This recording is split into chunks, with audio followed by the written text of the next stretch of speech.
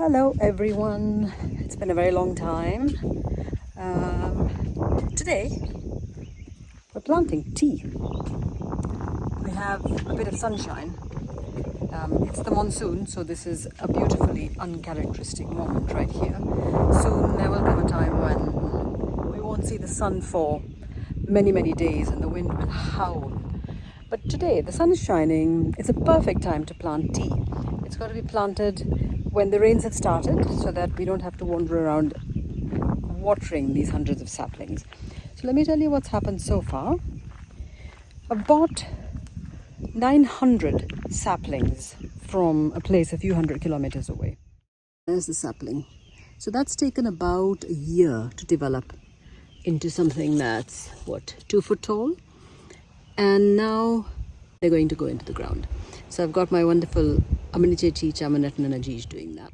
Chamanatan is preparing the pits into which the saplings will be planted. And Ajish has just brought the saplings. She's handing to Aminichechi.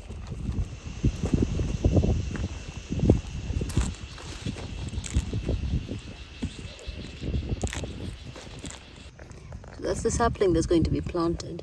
You see, the roots are running all over. So when you're tearing that plastic, you have to be really careful because otherwise it breaks the roots and then the sapling might not survive. Then it goes into the pit, into which some organic fertilizer has been already put. So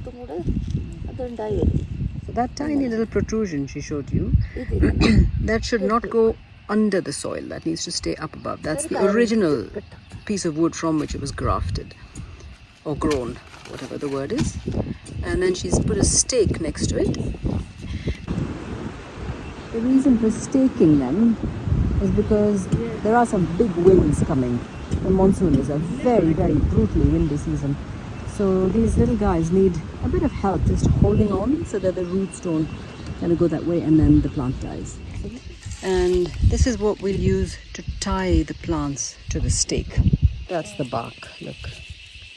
They just tear into little strips like that. So it becomes the cord. It's lovely, isn't it?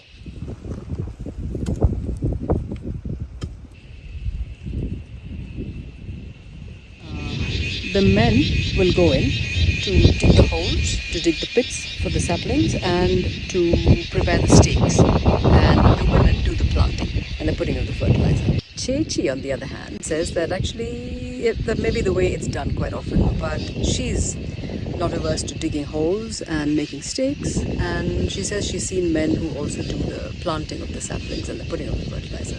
So I guess it's all a bit more fluid.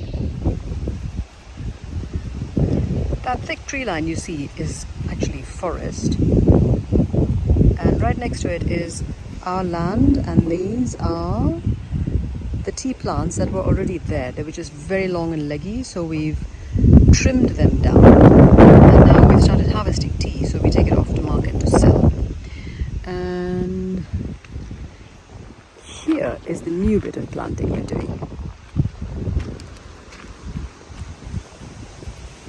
Take a look at this fella here. That was planted last year, and you can see it's well established, so it doesn't need a stake anymore. And now it just sits there and grows. We put some urea once a year, just tiny amounts, at some point when there's a little bit of rain. But that's it really. There's nothing else to do to take care of tea. Some people here, actually a lot, will put pesticides and fertilizers. We don't. I confess, begun to put a little bit of weed killer in the paths in between the tea plants, just because she was saying it's very difficult otherwise to walk between them to pluck the leaves. So yeah, there's a bit of chemical stuff happening now. Normally in a month I think the highest yield I've got is like 100 kilos or thereabouts, which is actually very little money. So my expenses are far more than my incoming. Wash all the mud off my feet and then go in and make myself a nice cup of tea.